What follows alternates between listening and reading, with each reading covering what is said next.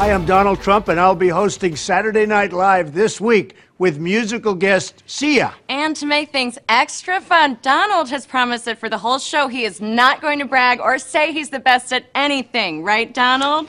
That's right, Cecily, and I'm going to do the best job anyone's ever done not saying it. Well, you just said it. What can I say? I'm the absolute best. What can I say? Donald Trump never met a camera he didn't like, and this Saturday night, his ballyhooed and heavily promoted appearance on the NBC program Saturday Night Live will give him another chance to spout cliches and take shots at his Republican presidential opposition. And at the same time, will no doubt give the network the highest-rated show of the year. There's much more to this than why he gets a network shot not afforded any other candidate. It comes down to a certain group of voters who are protesting the appearance and demanding it not take place.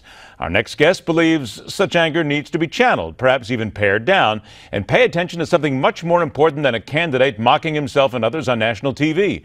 He is senior writer for the conservative political magazine Opportunity Lives. Welcome Israel Ortega to the Hardline. Israel, always a pleasure to get a chance to talk to you. And let's start right out here. Is this, in your opinion, much ado about nothing? Absolutely. I really cannot believe this type of frustration is happening over a bunch of insensitive remarks that Donald Trump has said.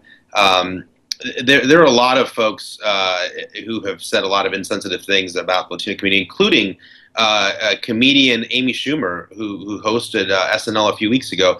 I didn't see the Latino organizations protesting or making a big stink like they're doing now.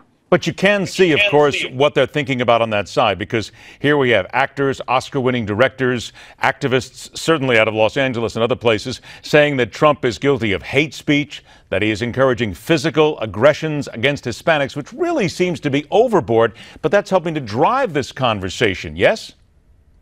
Yeah, absolutely. I mean, there's no doubt. There's, the things that Donald Trump have said in the past are insensitive and offensive.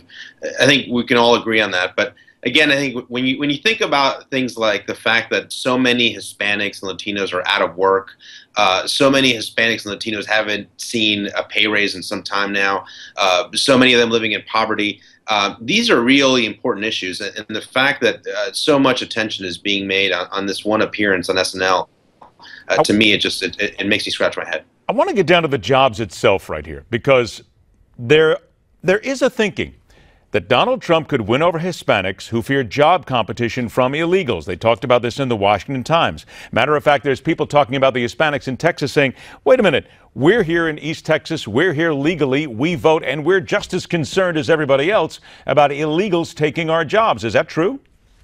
Yeah, absolutely. I've been talking to folks across the country, Hispanic men, women who say, there's something to be said about the fact that some of the things that Donald Trump is saying on immigration, even I can agree with, and I think that hasn't been covered enough. There are Hispanics, there are Latinos that are actually supporting Donald Trump, and so this idea that Hispanics are monolithic, particularly when it comes to politics, is just not true. Israel, is that the biggest thing here that we're seeing? You use the word, I think it's a perfect word too, monolithic, that when it comes down to Hispanics in America, you have certain groups and certain people who are just putting everybody in the same bucket, and they're saying that everybody thinks the same, everybody walks the same, everybody talks the same. But people are buying that simply because there's a certain facet of the media that is pushing that, correct? Absolutely, it's shorthand and it's easy to just do that. But when you think about how diverse this the Hispanic group is, I mean, you talk about the Cubans in Florida, the Mexicans in Texas, and not to mention the first generation immigrants and the second generation. So it's a diverse group. Here's a soundbite I want you to listen to. Here's Juan Escalante. He is the digital campaigns manager for a group that is protesting Trump's appearance on SNL.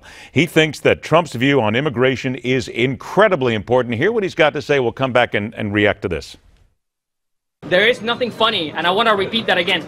There is nothing funny about mass deportation. When Donald Trump says that he plans to deport 11 million people, he's not saying a joke. He's being Donald Trump, and he's saying what he wants to do with people like myself. When it comes down to immigration and the Hispanic American and the Hispanic community in America, Israel, what's the reality of how they feel about it? It's complex, and it's not just a one-size-fits-all, like I said on immigration. You've got some Hispanics that actually favor reducing immigration. You've got a big chunk of the Hispanic population that actually, is not asking for citizenship. They're asking simply for a chance to work. Again, it's politicians assuming and sort of making these blanket statements and saying that all Hispanics think alike on a lot of issues, but particularly immigration. I needed to get your, in the last 60 seconds, comment on what I read in the Los Angeles Times, where it said the ticket for the GOP, the perfect ticket, would be Ted Cruz and Marco Rubio. Do you agree? Well, I think if it was on the other side and you had two Latinos leading the Democratic Party to get the nomination, you'd have a lot of coverage about this. But because of Republicans and they're Latinos, you're not seeing this. Look, absolutely, these two guys, I think, bring a lot to the table. But again, a lot of Latinos also don't know who these guys are. So this idea, again, just nominating two Latinos is somehow going to help Republicans win Latino vote. That's also shorthand and not entirely accurate. Is it not fair to say that just because somebody is a Latino, it doesn't necessarily mean that someone of a Latin American extraction will vote for them, correct? Absolutely, yeah, absolutely. That's why Republicans would be foolish to just say, hey, we're going to put two Latinos on the ticket and that's going to get Latino votes. It's not that simple. All right, so here, I'll make it not simple for you then. Last 15 seconds in. Who do you like so far in the GOP? Well, I'm not going to pick a horse, but I can say this, like Rubio with his Spanish, I think does bring something else that Ted Cruz does not, and that could be a factor there that could help the party decide. You realize, of course, that every time you're going to be on the show from now on, I'm going to try and nail you down on this one and figure out when you're going to get to one eventually. You do know that, right? Absolutely. Keep coming. I want to remind everybody, go to OpportunityLives.com, learn more about what they do and some of the comments there as well. Israel Ortega, always a pleasure, my friend. Thanks so much for joining us.